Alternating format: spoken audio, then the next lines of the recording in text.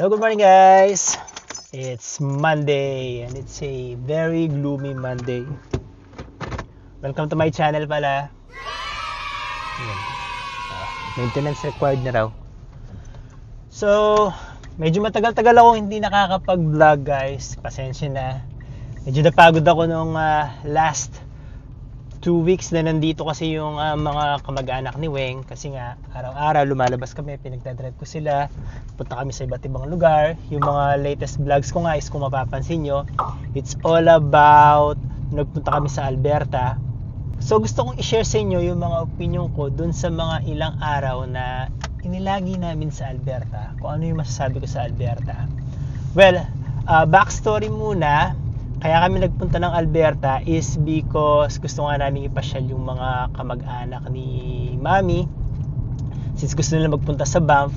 And since kami, although 10 years na kami dito sa Canada, hindi pa kami nakakapunta ng Calgary. Actually, hindi pa kami nakakalabas ng BC or hindi pa kami nakakapunta sa ibang parts ng Canada maliban lang dito sa British Columbia. So yung pinakamalayo na namin napuntahan is yung Victoria Islands nung spring. So yun nga, nagpunta kami ng Calgary. Umalis kami ng 3 o'clock in the morning eh. And 12 hours yung drive kasi nga sa Airdrie kami nakapag-book ng hotel. So every 4 hours nag-i-stop over kami kasi nga hindi naman ako sanay na mag-drive ng ganong kalayo.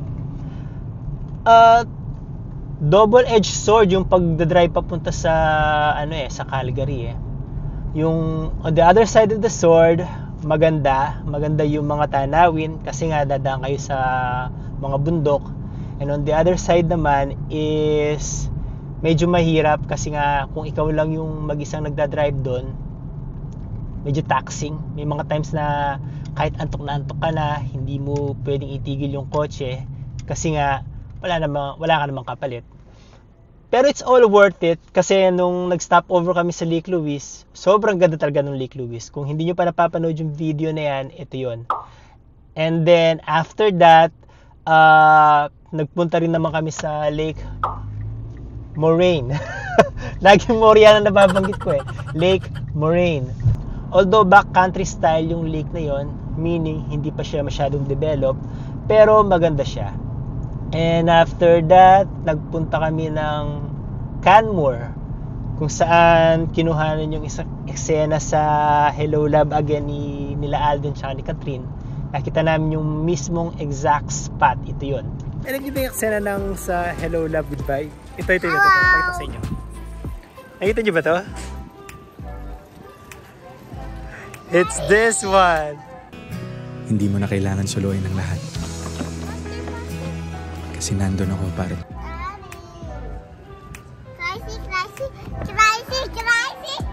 So nakikita niyo yung tindahan na yun? Ito yun, no? Dito pala siya sa Canmore. So nice!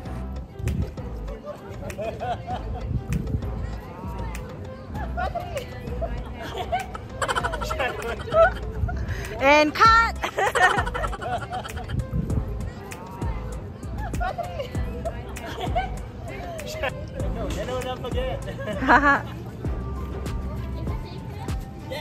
So ito yung... Tapos after that, nagpunta rin kami sa Banff. So ano yung masasabi ko sa Banff? Ganda sa Banff guys. Para kang nasa Europe na wala ka naman sa Europe. Nasa Canada ka, pero hindi siya parang typical na Canadian city or Canadian town. Kasi lahat ng mga establishment, as in, hindi ko masasabi kung paano yung architecture eh, pero sobrang ganda niya. Ito pala yung video ko nung nagpunta kami sa Banff. Napakaganda dun sa Banff guys. Instagram worthy siya. Parang kahit saang sulok ka ng Banff magpa-picture, sobrang ganda. Pwede mo siyang i-post sa mga social media mo. And then meron pang river na malapit doon. And then meron pang parang castle na Hatley Castle dito sa Victoria. So kahit hindi ka nagpunta ng Victoria tapos nagpunta ka doon, I think it was called Cascade Garden. Yung sa Cascade Garden, ubod ng ganda doon.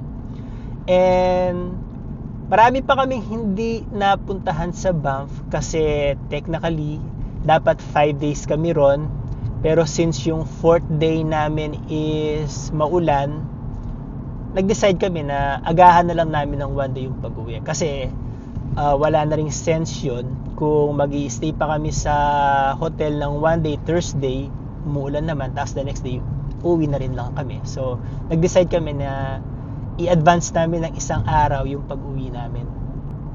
Oo nga pala, advice ko sa inyo, kung medyo namamahalang kayo sa mga rent-a-car, kasi kami, alam nyo naman tong kotse namin, 5-seater lang. So, nag-rent kami ng 8-seater. Tapos, sinubukan ko mag-inquire sa mga rent-a-car service sa mga nasa labas. Ang mamahal eh. Yung 5 days, umaabot ng 1,500, 1,700 yung rent. So, may kaibigan kami sa Couples for Christ nag-suggest sa akin na itry ko raw yung Turo app. So, ito yon, walang bayad to. Basta, isi-share ko na lang sa inyo tong app na ito.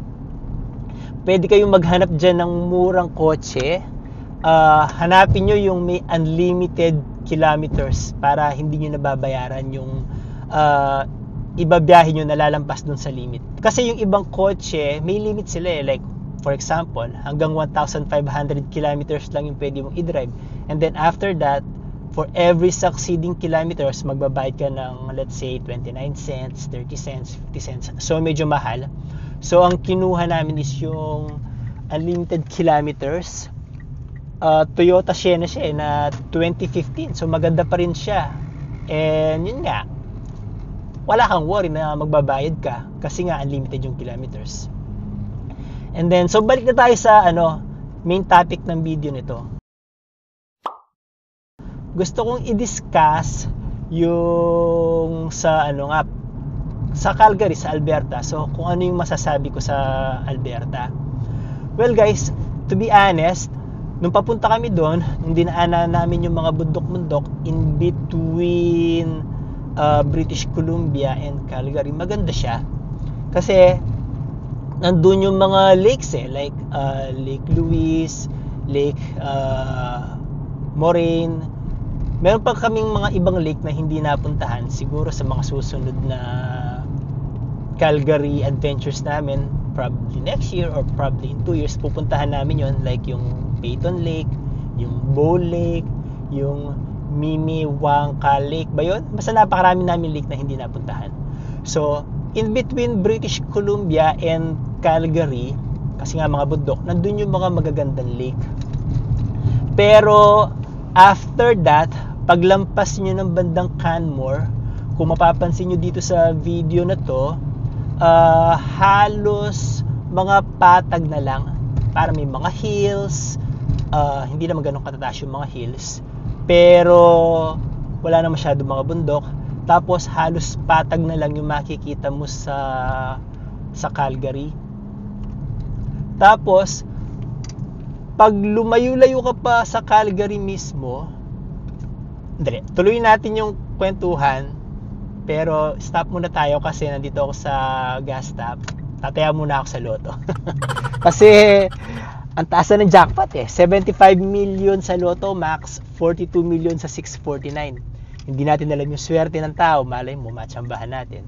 Yung isang Pilipino nga na dito sa British Columbia, tumama siya ng 80 million sa loto. So hindi natin alam yung swerte ng tao. So halika, tataya muna ako and then babalikan ko kayo. A few moments later. So ayun guys, nakataya na tayo ng loto.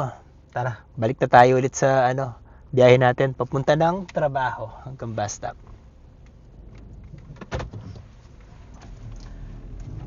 So yun nga, alam nyo guys, isa sa mga unang napansin namin sa Alberta is yung mga city. Kumpara dito sa British Columbia, yung mga city dito magkakalapit lang For example, City of Richmond, napakalapit lang niya sa City of Vancouver, napakalapit lang niya sa City of Burnaby, napakalapit lang niya sa City of Surrey. As in, magkakalapit lang. Pero sa Alberta guys, magkakalayo yung mga cities.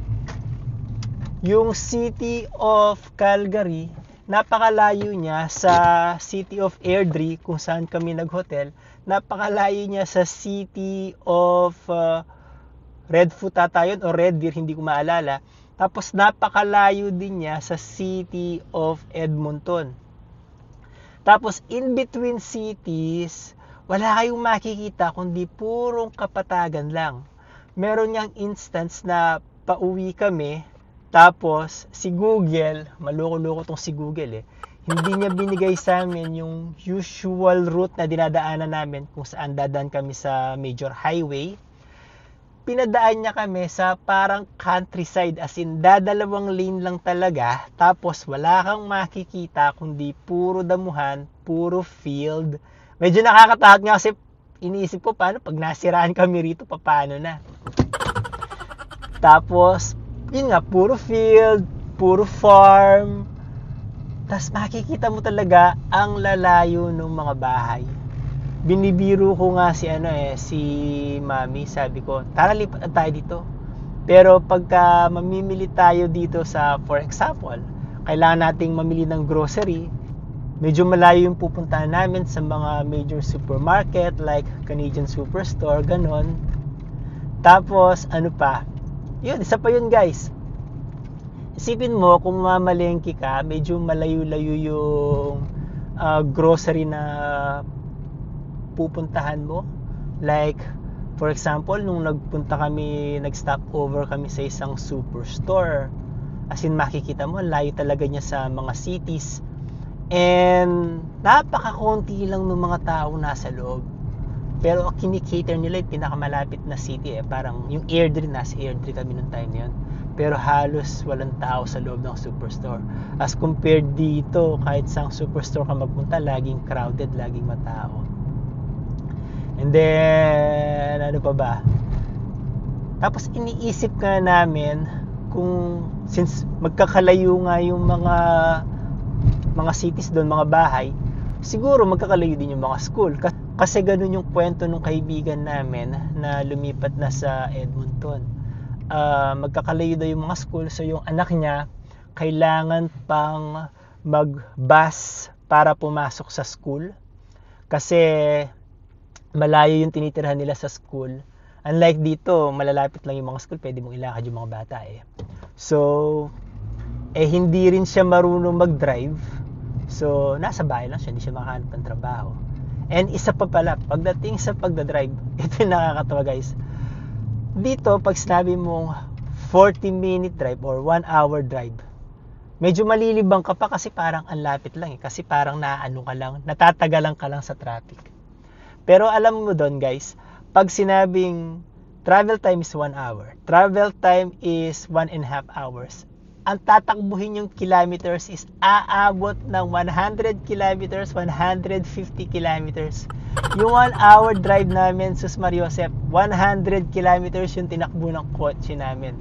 As in, wala nang traffic yun Ganun pala doon kasi nga magkakalayo. And pagdating naman sa mga bahay, parang okay naman. May mga bahay na, mostly mga townhouses na nakita namin, magkakamukha. Tapos may mga bahay na nakita kami na bungalow style. May mga bahay din up and down, parang dito lang din sa British Columbia. Tapos yung summer, well, maganda yung summer doon since mataas yung araw compared dito, mas maliwanag doon. Pero I advise, kasi ito rin yung advice ng mga kaibigan namin, kung pupunta kayo or kung titira kayo ng Alberta, better to experience winter first. Magpunta muna kayo doon sa panahon ng winter and i-experience nyo yung winter kung sa tingin nyo kaya nyo. Kasi kung pupunta kayo doon ng summer, hands down or hands up, whatever, wala akong masasabi. Kung pupunta kayo doon ng summer, talagang maeengganyo kayo na tumira doon kasi napakaganda sa Alberta. Pero kung pupunta kayo ng winter, doon nyo malalaman kung para sa inyo ba ang Alberta or hindi. So, yun yung masasabi ko. And also, kung kaya nyo yung scenery na puro kapatagan lang, walang masyadong mga bundok, mga hills, unlike dito sa British Columbia, maraming bundok dito, maraming puno. Sabi nga nung pinsan ni Weng, nung pagbalik nila galing Alberta sa Edmonton, sabi niya, it's much greener here daw. So, much greener dito sa British Columbia compared sa Alberta. Kasi sa Alberta, marami lang mga puno, mga bundok doon sa mismong boundary ng Alberta and British Columbia. Which makes sense kasi British Columbia, bulubundukin tong lugar na to eh. So, kung yung boundary in between Alberta and British Columbia, marami pang bundok. Pero kung medyo nandun ka na nga sa loob ng Alberta, puro patag na lang yan. Puro araw, patag, wala masyadong puno, malalayo yung mga establishment, and wala kang makikita kundi puro farm. I hope yung mga taga-Alberta, pag napanood to, wag nyo akong ibabasya. Base lang naman ito sa experience ko nung nagpunta kami sa Alberta at kung ano yung napansin ko at naobserbahan ko. Siguro, since syempre nasanay na lang kami dito sa British Columbia, kaya iba yung standard naming mga British Columbians kumpara sa mga Albertans. Pero maganda, mas marinig natin yung pananaw ng mga taong tumira sa both province. Kayo, kung tumira kayo sa both sa Alberta at sa British Columbia, ano yung masasabi nyo? Ano yung mas maganda? Kasi may mga napagtanungan na rin ako na kung may choice sila, mas gusto nila dito sa British Columbia. Pero since mas mura yung mga bahay doon sa Alberta, at doon sila nakabili ng bahay, mas pinili nila ang Alberta. And also nga pala, pagdating sa mga bahay, talagang mura yung mga bahay doon. 800,000 makakabili ka na ng bahay eh. Dito yung 800,000 mo, either townhouse or condo lang yun. Pero ang sabi ng mga kaibigan naman namin na may kamag-anak sa Alberta, actually kapatid niya yun eh, tumira na sila sa Alberta, siya lang yung naiwan dito, medyo mas mataas ang utilities doon. Yung heating, medyo mataas kasi nga pagka winter sobrang taas ng, sobrang baba ng temperature doon. So kailangan nakatodo yung heater mo. And minsan daw kahit nakatodo na yung heater mo, nanunuot pa rin yung lamig. So pagdating sa utilities, siguro mas mahal dyan sa Alberta kumpara dito sa British Columbia.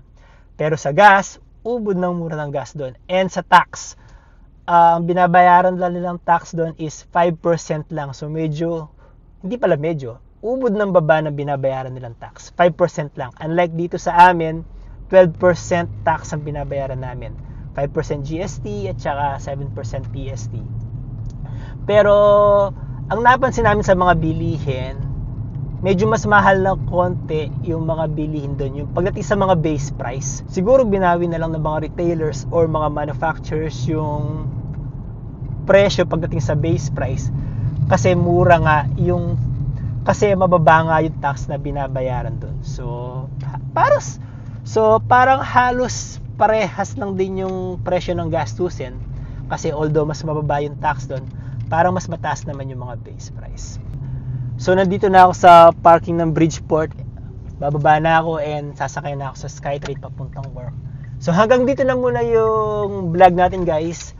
I hope kahit paano nag-enjoy kayo sa shinare ko pagdating sa mga opinion namin or pagdating sa mga opinion ko in regards to Alberta. I hope yung mga taga-Albertans na nanonood sa atin, huwag kayong magagalit ha. Nag-share lang naman po ako ng opinion ko. And hanggang sa susunod, guys, I hope nag-enjoy kayo. Maraming salamat po. Please don't forget to subscribe to my channel and drop your comments. Bye! We wanna chase the night.